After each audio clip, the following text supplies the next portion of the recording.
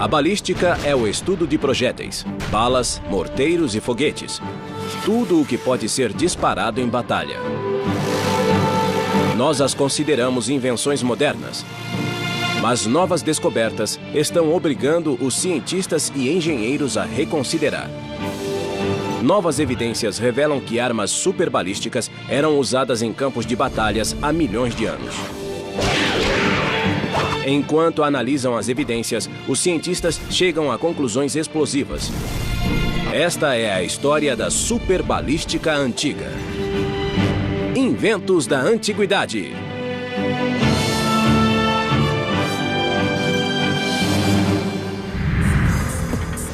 Os antigos criaram armas superbalísticas de grande poder. Megacatapultas que destruíam cidades. Lançadores de foguetes capazes de 100 disparos por segundo. Máquinas antipessoal que perfuravam armaduras e blindagem. E até armas manuais, cujas táticas e design inspiraram as armas de hoje. Inventos da Antiguidade quer saber: essas armas eram eficazes? Que táticas eram usadas? Quais tecnologias? E quanto elas podiam matar? Agora, em uma série de experimentos balísticos, vamos testar os projetos dos antigos engenheiros militares. Nossa equipe de historiadores e especialistas em armas mostrará que, antigamente, a guerra era sangrenta e letal. Os antigos campos de batalha não eram um bom lugar para se estar. Cada vez que os engenheiros, cientistas e armeiros vinham com um avanço, ele se tornava um lugar mais perigoso. É incrível como esses engenheiros criavam novas maneiras de matar o inimigo. A humanidade sempre buscou meios de eliminar ou neutralizar os inimigos. Desde o advento dos conflitos, o homem sempre procurou meios para atacar o inimigo, sempre minimizando os riscos para o atacante. E a melhor maneira sempre foi se distanciar do inimigo. E isso significa usar projéteis. A balística é a ciência que lida com o movimento, comportamento e efeito de projéteis como flechas, balas e foguetes. O conceito é tão antigo quanto a própria guerra. Segundo os registros arqueológicos, sabemos que a balística já era estudada há centenas de milhares de anos, desde que, pela primeira vez, o homem usou uma haste para ampliar o efeito de alavanca do braço e fazer um dardo ir mais longe. E quando chegamos aos registros escritos, sabemos que eles a estudavam como nós a estudamos hoje, como ciência. A busca pelas origens da ciência balística começa no leste, na antiga China. No século V d.C., há mais de 1500 anos, a China era a maior superpotência tecnológica do mundo antigo. Por mais de 2000 anos, os chineses estavam na vanguarda das descobertas científicas, com inventos que continuam a dar forma ao mundo moderno. E nenhuma outra teve mais impacto do que aqueles projetados para a guerra. Os pensadores militares chineses estavam mais preocupados com a guerra psicológica e com o uso dos avanços da tecnologia que a Revolução Industrial Chinesa havia fornecido a eles, para ter uma vantagem sobre o resto do mundo, sobre os povos que chamavam de bárbaros. Antigos textos militares contêm descrições de armas com a mesma capacidade destrutivas do que muitas armas atuais. Esta balestra tripla, criada na dinastia Song, era um dispositivo de 7,5 metros que usava 3 arcos para lhe dar potência para disparar projéteis com ponta de metal a até 1.600 metros. 1000 anos atrás, os chineses já criavam armas potencialmente fatais para o campo de batalha. Esta réplica de um antigo lança-chamas podia dispará-las a mais de 9 metros. Puxando uma alavanca, um líquido inflamável semelhante à gasolina ia para um tubo. Ao empurrá-la, o líquido era lançado contra o inimigo ardendo a 480 graus. Ele foi usado pela primeira vez em uma batalha naval no rio Yangtze pelas forças Tang contra a marinha do Imperador Song no ano de 975. Realmente, o lança-chamas provavelmente é uma das armas mais mortíferas e mais devastadoras, certamente de um ponto de vista psicológico, mas também do ponto de vista de lesões. Podemos imaginar os gritos das pessoas sendo queimadas e torradas pelas chamas. É realmente um equipamento muito devastador. Apesar de ser letal, tinha um alcance limitado. Foi só no século IX que os chineses descobriram aquilo que permitiu o desenvolvimento de armas de longo alcance. É a invenção chinesa que praticamente reescreveu a história da humanidade. A pólvora. Acredita-se que a pólvora tenha sido descoberta em meados dos anos 800. Antes era usada em fogos de artifício, mas os militares logo viram o seu potencial para a guerra. Foi o uso da pólvora como propelente de mísseis pelo campo de batalha que mudou a história da guerra e introduziu uma arma associada ao campo de batalha moderno: o foguete. Além dos chineses terem inventado a pólvora por volta do ano 1100, eles notaram que, variando as proporções dos ingredientes usados, podiam produzir uma pólvora para atender a necessidades específicas. E uma delas era a pólvora de queima lenta e uniforme, necessária para lançar foguetes. Mas ainda havia muito a fazer. Sem orientação, o foguete teria uma trajetória desgovernada. Para fazê-lo voar na direção do inimigo, os chineses começaram a investigar as suas propriedades balísticas. Para tanto, se inspiraram em um projétil que existia há séculos: a flecha. Adaptando o uso de aletas para estabilizar a trajetória, eles podiam disparar o foguete na direção do inimigo. Este é o princípio aerodinâmico sobre o qual se baseia a tecnologia atual e que deu aos chineses a vantagem tática na Batalha de Kakeng no século XIII, quando rechaçaram os mongóis com uma tempestade de foguetes. Não satisfeitos, os chineses estudaram novos usos para sua nova arma. Eles tentaram lançar não apenas um, mas centenas deles. O lançador de 100 foguetes era um equipamento extremamente sofisticado e engenhoso para os seus dias. Ele consistia basicamente de uma caixa montada sobre um carrinho de mão. Este era um carrinho de mão simples, de uma roda só, como aquele usado nas fazendas chinesas há centenas de anos. Os foguetes eram disparados usando um único estopim. E para garantir a dispersão, os lançadores eram mais largos no topo e mais estreitos na base. Portanto, quando disparados, os foguetes se espalhavam pelo campo de batalha. E assim, era muito mais eficaz como arma psicológica, porque ninguém sabia o que iam atingir. 100 foguetes eram disparados mais ou menos simultaneamente, espalhando-se por uma área bem larga. Suas trajetórias eram disfarçadas pela fumaça e pelas chamas, e todo o exército inimigo morreria de medo dessa coisa, pois embora fossem apenas 100 projéteis, seria impossível saber quem estava na zona de perigo e quem não estava. A chuvarada de milhares de flechas com foguetes lançada contra o inimigo tinha o mesmo efeito psicológico dos lançadores de foguetes dos campos de batalhas atuais.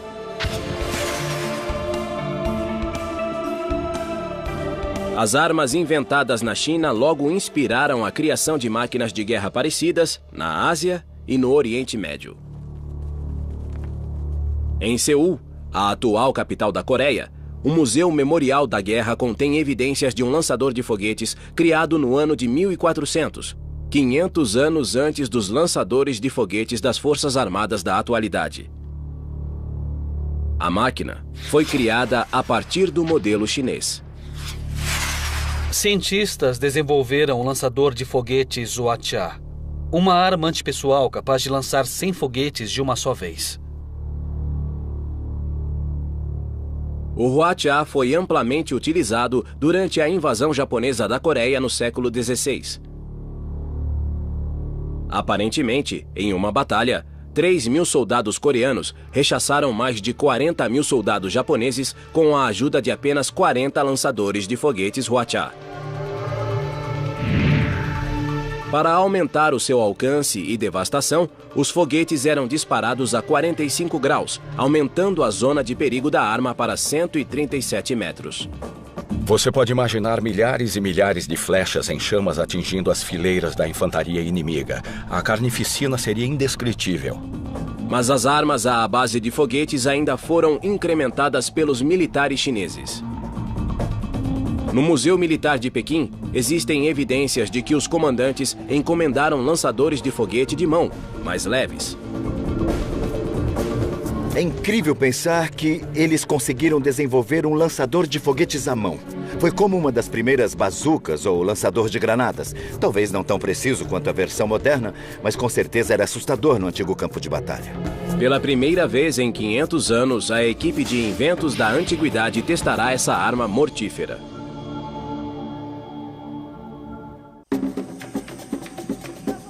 Os engenheiros da antiga China criaram uma série de projéteis balísticos que causavam terror nas linhas inimigas. Desde mísseis individuais ao equivalente aos lançadores de foguetes atuais, os campos de batalha chineses eram campos de extermínio tecnologicamente avançados. Eram flechas vindo em sua direção, estavam em chamas e explodiam quando atingiam alguma coisa. Era uma surpresa. Isso era uma coisa completamente nova. Ninguém havia visto nada parecido. O efeito era chocante, era desmoralizante. Ele causava pânico e cada novo tipo de arma teria esse mesmo efeito. Mas, em um esforço para produzir artilharia pesada, os engenheiros chineses aplicaram um princípio diferente: a alavanca. Textos antigos contêm instruções misteriosas para uma máquina intrigante. No Museu Militar de Pequim, historiadores recriaram a máquina. Desenvolvida e fabricada pela primeira vez no século VII, Xuanfeng, ou turbilhão, era a mais precisa das antigas catapultas. Ela era usada para atingir alvos específicos, como generais inimigos ou outras catapultas. A máquina era leve e versátil e podia ser rapidamente deslocada para uma nova posição. A grande vantagem é que podia girar num arco de 360 graus, então possuía uma capacidade de disparo circular e, obviamente, era útil para rechaçar possíveis ataques pela retaguarda ou ameaças vindas de múltiplas direções. O princípio tecnológico é que a força que puxa a ponta curta da alavanca é transmitida pela ponta longa até o peso na outra extremidade. Assim, o projétil podia ser lançado a mais de 60 metros. Esta catapulta teve seu auge na dinastia Tang, quando um relato do ano 617 fala do uso de mais de 300 turbilhões. Os chineses revolucionaram as máquinas superbalísticas leves, mas para investigar as máquinas pesadas, os cientistas precisam recorrer aos engenheiros do antigo Mediterrâneo. Para investigar essas armas, os cientistas estudam o conceito básico de funcionamento de todas as catapultas: a torção. As catapultas de torção utilizam uma corda feita de pele e tendões de animais. As fibras são elásticas. Ela se estica enquanto são enroladas em um núcleo, armazenando energia potencial. No Museu Militar Fort Nelson, na Inglaterra, historiadores recriaram a balista grega. A balista grega foi criada por volta de 400 a.C. e era colocada dentro de torres de cerco blindadas. À medida que são estendidas, as cordas ficam cada vez mais retorcidas em volta da verga de madeira. A enorme força armazenada nas fibras é controlada pelo sistema de catraca, que trava as barras a cada puxão. Totalmente estendida, a força armazenada nesta réplica pode lançar uma esfera de 200 quilos a mais de 180 metros. Se você puser 8 homens alinhados e cada um deles lançar uma esfera de pedra, você não teria o efeito multiplicado por 8. Só teria uma fileira de esferas de pedra uns poucos metros à sua frente. Se você enrolar uma dessas enormes molas de torção, toda a energia de 8 homens é então capturada na mola. E você pode usá-la quando quiser. Mas foram os romanos que aperfeiçoaram a arte de fabricação das catapultas. Mais de 2000 anos atrás, os romanos eram a maior força de combate do mundo antigo. Seguindo uma política expansionista agressiva, os militares romanos varreram terras inimigas, deixando atrás de si uma trilha de terror e destruição. Roma era um estado altamente imperialista, muito agressivo. E um dos principais ideais do Estado romano era expandir suas fronteiras para proteger a própria Roma. E isso significava estabelecer fronteiras o mais longe possível da cidade. E quando o assunto era o desenvolvimento dessas armas de destruição, dinheiro não era problema. Os romanos gastavam o equivalente atual a bilhões de dólares em seu exército e em equipamento militar. Calcula-se que cerca de 50% da verba anual de Roma ia para o exército. E a peça central de sua artilharia era uma catapulta, o onagro. Descrito pela primeira vez no ano 359 por Amiano Marcelino, ele servia para derrubar muralhas e causar pânico nos inimigos. O onagro é uma versão mais simples comparada a outras máquinas usadas anteriormente, mas não menos eficaz. Ele se chama onagro ou jumento selvagem devido ao seu coice e pela força que produz. Sua genialidade estava na simplicidade do design. A balista grega tinha 2 dispositivos de torção em cada lado do duto de disparo. Mas ambas estavam sujeitas a falhar.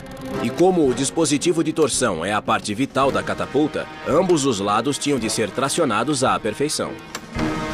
Eles faziam uma coisa bem esperta. Eles viravam um lado de uma catapulta de lado. Em outras palavras, a mola ficava na horizontal. Colocando metade de uma balista na lateral, era preciso construir, manter e defender apenas um dispositivo de torção, liberando assim recursos e homens para outras necessidades militares. O onagro se tornou a base da artilharia romana, como o canhão Howitzer é para os exércitos atuais.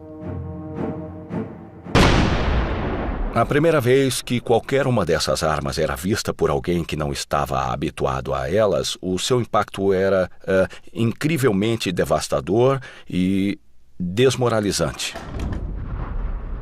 Essas armas, como os onagros, são o equivalente antigo dos mísseis balísticos. Isso significa que se pode travar a guerra a uma distância maior e com muito mais segurança. Como parte de sua pesquisa de balística antiga, a doutora Kate Gilliver construiu uma réplica de onagro romano. Tem um fantástico modelo em escala de um onagro aqui, que é o mais preciso que é possível fazer de acordo com as descrições que ainda restam do mundo romano. É uma peça de equipamento fantástica e teria sido muito eficaz no mundo antigo. Ele consiste de uma série de elementos que o tornam uma arma muito eficaz. Aqui temos o braço, e é isto que age como suporte, e é para cá que vem a força necessária para lançar o projétil.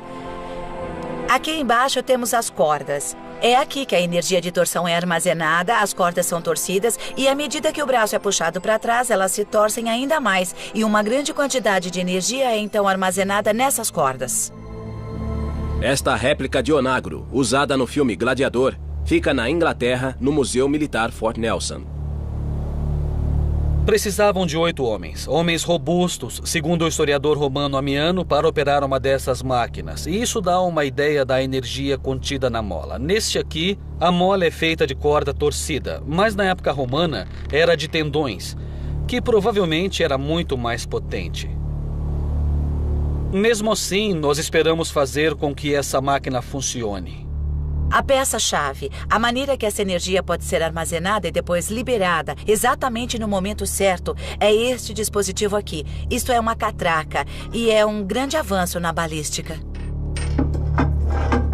O onagro romano disparava esferas de pedra como esta. É muito útil para derrubar pedaços de muralhas inimigas e remover os defensores das muralhas inimigas também.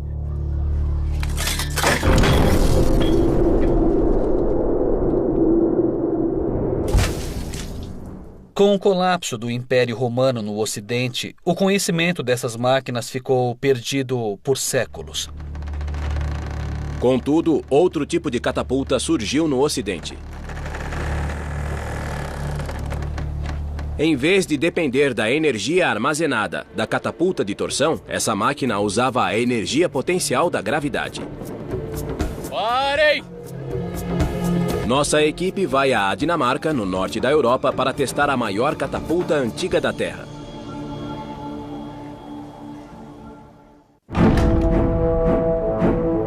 À medida que a balística evoluiu, os projéteis ficaram mais eficazes e seu impacto se tornou colossal. Muralhas cada vez mais grossas eram construídas para suportar os impactos. Na Idade Média, as muralhas chegavam a até 7 metros de espessura, mais largas do que 10 homens enfileirados. Para atacar o exército que fazia o cerco, era preciso desenvolver uma arma de assalto muito mais poderosa. Na China, foi criada uma máquina que se tornaria a força dominante nessa tecnologia durante centenas de anos. Por volta de 1500 anos atrás, mais ou menos, a partir dessa época, ele chegou até a Índia e ao Oriente Médio e finalmente chegou à Europa. Achamos que possivelmente por volta do ano 1000. E então espalhou-se rapidamente pela Europa e logo se tornou uma das principais armas das grandes guerras. O trabuco era capaz de lançar o equivalente a um carro por 500 metros. Era devastador. Na Dinamarca, o Dr. Peter Veming construiu uma réplica de um trabuco para pesquisar sua potência. Temos muitos dados sobre essas máquinas, então o seu funcionamento está muito bem documentado. O trabuco está no litoral da ilha Falster, onde arqueólogos construíram uma réplica de uma cidade medieval completa com uma pousada e um porto.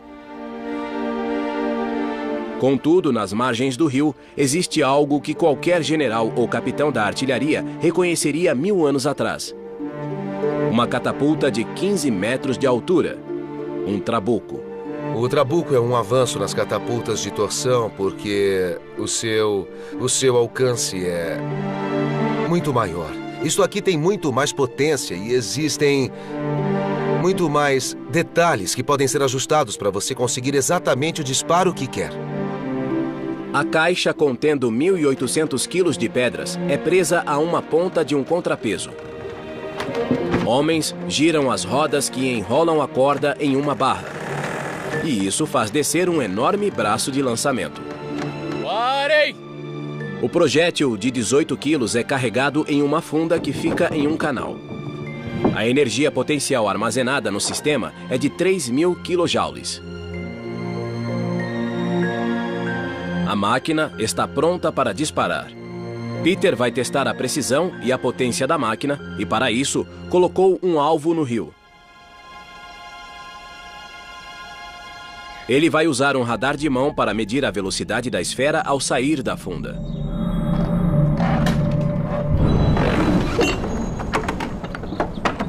O contrapeso se choca contra o solo, elevando o braço com grande potência e lançando a funda com a esfera no ar.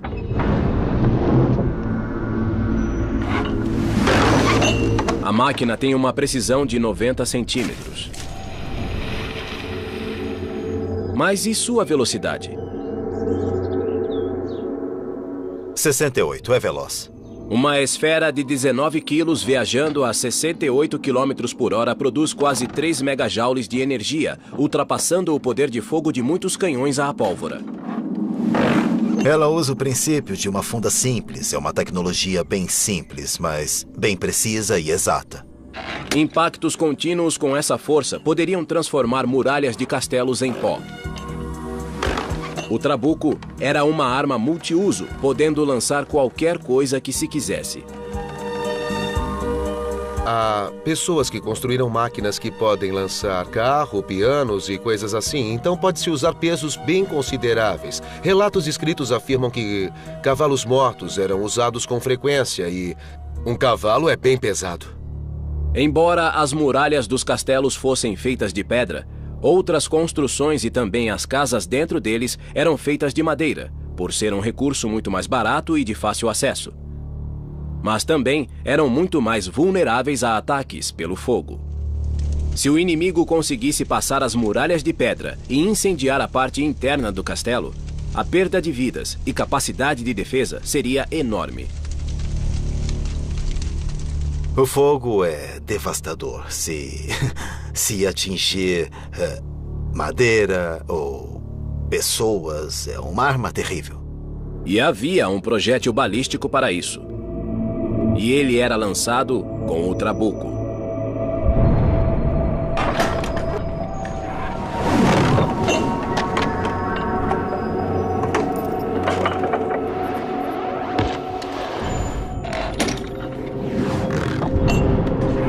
Utilizando de esferas de pedra a bombas incendiárias, o trabuco era devastador para qualquer cerco.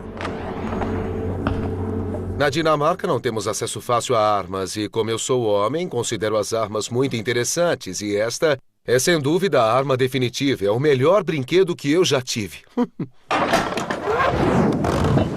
Mas nem todos os conflitos eram travados além dos fossos e muralhas dos castelos. Muitos ocorreram em batalha. Milhares de soldados se enfrentavam no campo. Mas como os comandantes atacavam tantos inimigos antes da invenção do morteiro ou da metralhadora? Eles tinham de inventar sua própria versão dessas armas.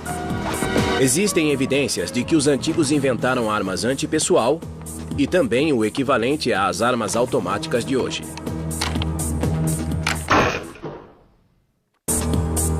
Cientistas do mundo antigo criaram uma série de armas devastadoras. Desde os projéteis de longo alcance dos chineses e coreanos, às máquinas anti-cerco dos romanos, dos gregos e dos cruzados. À medida que a tecnologia balística se desenvolveu, o alcance e peso dos projéteis aumentou. Mas a guerra balística tem um terceiro elemento vital: o índice de disparos. Esta metralhadora moderna é capaz de fazer 12 disparos por segundo. As armas automáticas, usadas pelos exércitos modernos, usam a energia do recuo de cada disparo para recarregar a câmara e fazer outro disparo. Mas até mesmo antes do advento dos explosivos, os comandantes militares exigiam que seus engenheiros e cientistas melhorassem o índice de disparos de suas máquinas. E a maneira mais simples de melhorar esse índice era usando o soldado.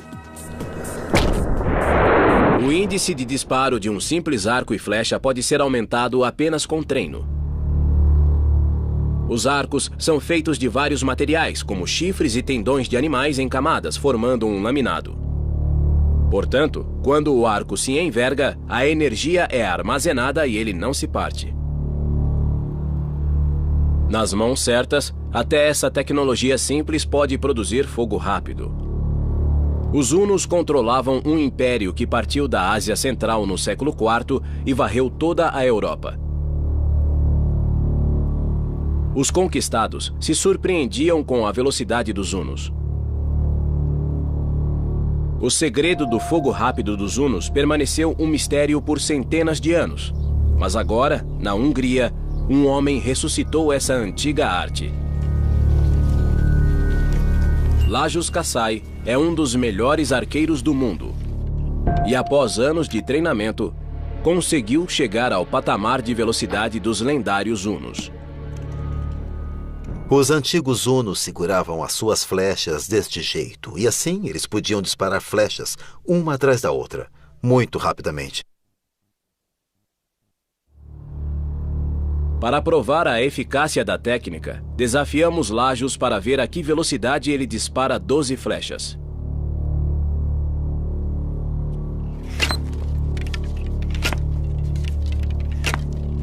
Lajos consegue atingir todos os alvos móveis. E o faz a uma velocidade incrível.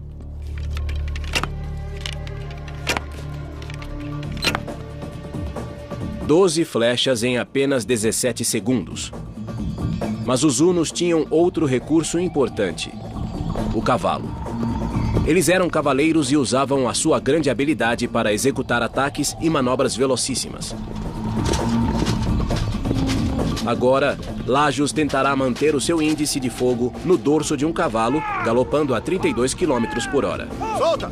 Solta! Solta! Solta! A 35 km por hora, Lajos dispara 6 flechas em 10 segundos. Os hunos usavam um arco de 180 graus que disparava entre 270 a 370 metros e capazes de matar cavalos e até penetrar armaduras. Essas tropas de assalto estavam entre as mais bem treinadas do mundo antigo. E o mesmo se aplica aos dias de hoje. Comandos e unidades de paraquedistas executam ataques em território inimigo. Com sua velocidade, eles podem facilmente fazer um cerco. Mas isso não era problema para os arqueiros hunos. Mesmo atraindo o inimigo por trás, eu posso me virar e disparar contra ele. Um arqueiro estático usa o lado esquerdo do cérebro, mas um arqueiro a cavalo usa o lado direito, a parte mais intuitiva do cérebro. Mas seu sucesso ainda dependia do treino e habilidade do cavaleiro. A tarefa dos engenheiros militares é diminuir a importância do soldado substituindo-o por tecnologia. Para descobrir quais as armas automáticas usadas no mundo antigo, pesquisadores estão investigando uma máquina notável.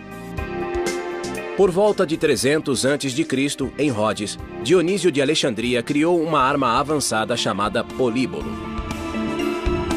A palavra significa lançador de muitos e pode bem ser a primeira arma automática da história.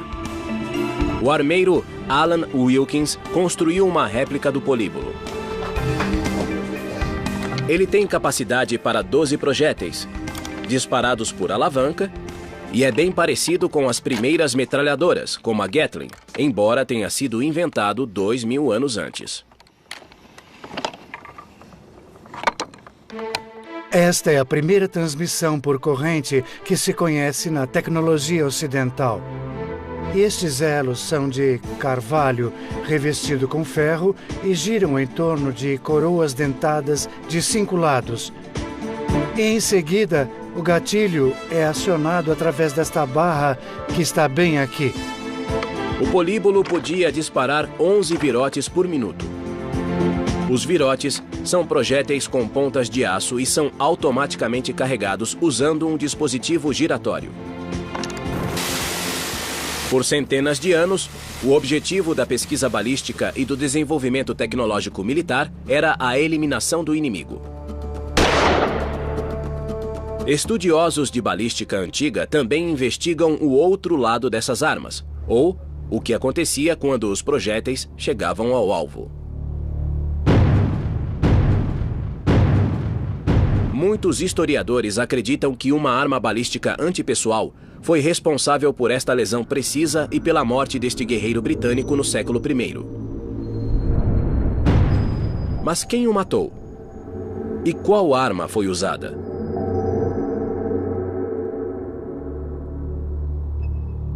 Encontramos o crânio no Museu de Dorset, no sul da Inglaterra. Pela primeira vez, ele será submetido a uma análise científica do século XXI para desvendar esse mistério. Na minha infância em Dorchester, eu vi esses crânios, vi as exposições no museu, e uma das coisas que mais me chamou a atenção quando eu era muito nova foi o seguinte: como essas lesões aconteceram? O que causou esse dano? Para descobrir qual arma foi usada para matar este homem, recorremos a peritos forenses que examinam cenas de crimes. Ao escanear o crânio, nós queremos obter um modelo tridimensional para fazer uma reconstrução facial. Este é o crânio de um homem adulto. Está em boas condições, considerando de quando ele é. Dá para ver muita fragmentação do crânio, onde ele foi remontado. E tem este furo bem evidente deste lado, resultante de alguma lesão. Parece que houve uma penetração. Não sabemos exatamente quando isso aconteceu, mas foi perto da hora de sua morte. Não sabemos se foi um golpe fatal, mas certamente parece que seria fatal se estivesse vivo na hora que aconteceu. Mas está claro que não foi causado após a morte. As evidências forenses indicam que o traumatismo pode ter sido causado por uma arma romana. Esta é uma ponta de dardo romana, de 2000 anos. E pode-se ver que é consistente com o tipo de lesão que temos neste crânio. Portanto, é consistente com o tipo de arma que pode ter causado o traumatismo. Mas os investigadores não sabem qual arma disparou o projétil. Só existe uma explicação para uma lesão como essa, e é uma seta de catapulta romana. Os entusiastas de armas antigas Alan Wilkins e Tom Feely criaram disparadores de setas com base em projetos e desenhos da época. Esta é a catapulta romana padrão para disparar setas que foi usada durante o período de Júlio César durante toda a invasão da Britânia. Esta antiga superarma era conhecida como arco-balista e é a base da tecnologia balística romana. É uma máquina pequena e altamente maneável, cuja força está na tecnologia da torção. Isto é tão potente que é preciso um sarilho para puxá-lo para trás. E acreditamos que nesta máquina a força deve ser por volta de 1 tonelada. É realmente um arqueiro robótico e esse gatilho de metal é uma imitação dos dedos do arqueiro que vão capturar a corda do arco e puxá-la para trás. E aí o projétil ficará entre os 2 dedos, assim, antes do gatilho ser liberado. Desafiamos a equipe a atingir o crânio de um animal. Se a mira puder ser feita com precisão, o resultado pode ser um furo da mesma forma daquele do crânio. Isso comprovaria a teoria da Dra. Gilliver de que a lesão no crânio de Dorset foi feita por um virote de catapulta. Nossa réplica faz uso de flechas de 90 centímetros como virote, o tamanho preferido dos generais romanos.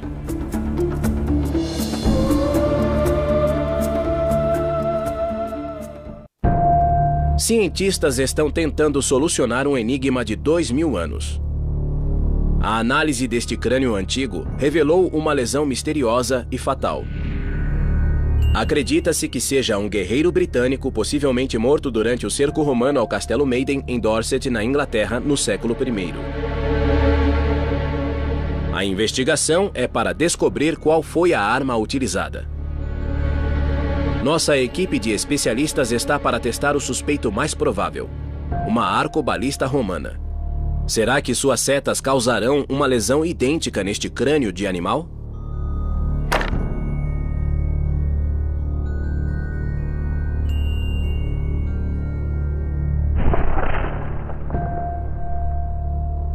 A seta despedaça o crânio. Isso lança dúvidas sobre a teoria de que o crânio de Dorset foi atingido por uma seta de arcobalista. Mas os resultados do teste da Dra. Carolyn Wilkinson trazem uma nova luz sobre a arma utilizada.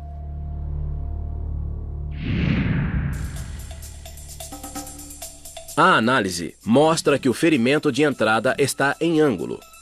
A seta da catapulta precisaria ter entrado na cabeça do homem por baixo. Mas a trajetória de uma seta de arcobalista não se encaixa. Ao voar pelo ar, ela desceria sobre a vítima, não subiria. Portanto, a arcobalista vai para o fim da lista de suspeitos. Uma arma padrão da infantaria romana era o pilo, um tipo de dardo pesado. Esta é uma arma de curtíssimo alcance, usada contra oponentes com armadura, porque este pilo pesa 3,5 kg. Portanto, ela penetraria a armadura e era lançada deste jeito, a cerca de 5 metros, penetrando o inimigo. O pilo será testado. Se o furo no crânio foi provocado por um pilo, a equipe estará mais perto de descobrir o que matou o dono do crânio.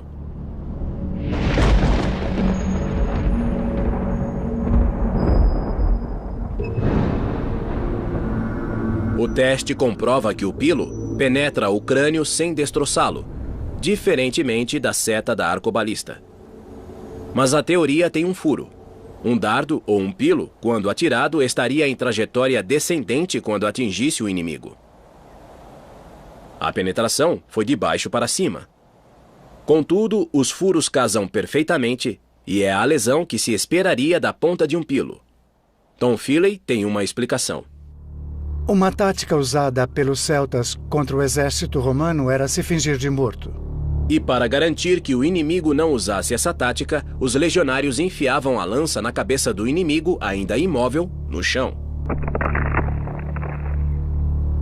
Nesse caso, haveria esse furo quadrado no crânio e o cérebro seria penetrado. Era uma lesão fatal. O teste revela que o ângulo e a lesão subsequente batem com a análise forense. Um crânio com tecido vivo, um crânio vivo, responderia de maneira diferente a um crânio seco, sem tecidos moles. E é assim que se descobre a diferença entre lesões que acontecem depois de uma pessoa morrer e lesões que acontecem antes. Mas dá para ver que há uma consistência na forma. Temos uma lesão quadrada, bem simétrica aqui, do ferimento de entrada. E temos uma superfície partida aqui, o ferimento de saída. Os resultados do teste e a análise forense revelaram que a causa da morte deve ter sido um pilo, usado para perfurar a vítima até a morte ainda no chão.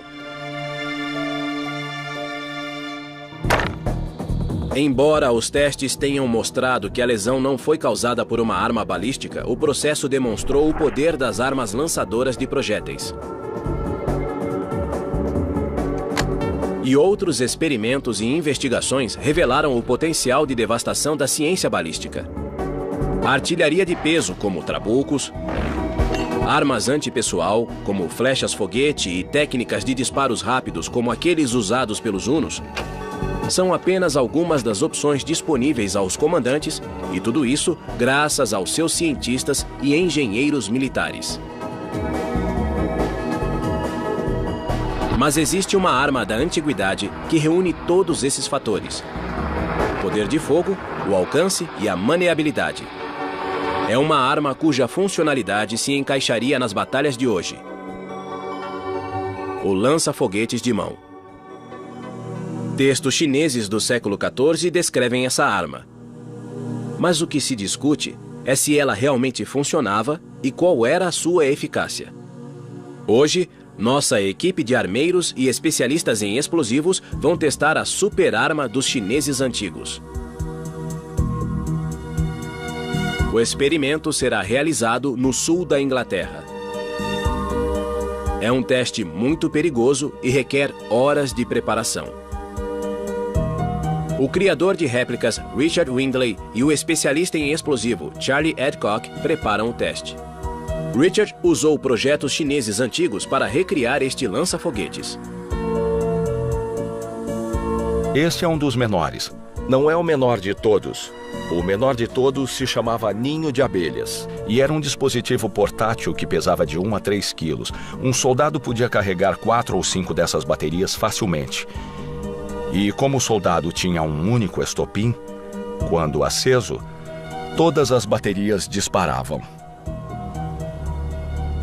Richard entrega a arma a Charlie, que já lidou com explosivos em muitos filmes, como 007 e também O Resgate do Soldado Ryan. É um teste arriscado e Charlie precisa se afastar da equipe. Esta deve ser a primeira vez que lança-foguetes Ninho de Abelhas é disparado em tempos modernos. Temos uma barragem de 12 foguetes. O pirotécnico está pondo os estopins e estão praticamente prontos. Daqui a pouco vamos acendê-los e ver qual será o resultado.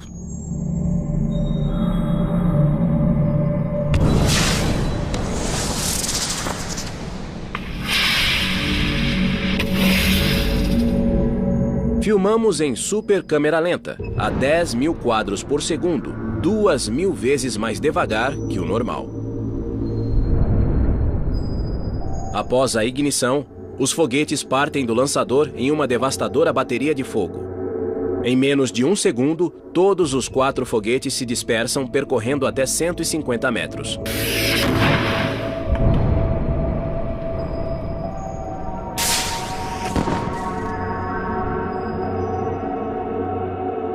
Este lança-foguetes da China antiga foi a base para as técnicas modernas de guerra e inspirou as atuais granadas lançadas por foguete. É incrível pensar que os antigos criaram armas superbalísticas cujos princípios usamos até hoje. Milhares de anos atrás, eles criaram armas que seriam reconhecidas até mesmo nos dias de hoje. Mas que outras descobertas ainda iremos fazer que mudarão todas as nossas concepções sobre o mundo antigo? Será que teremos de reescrever os livros de história?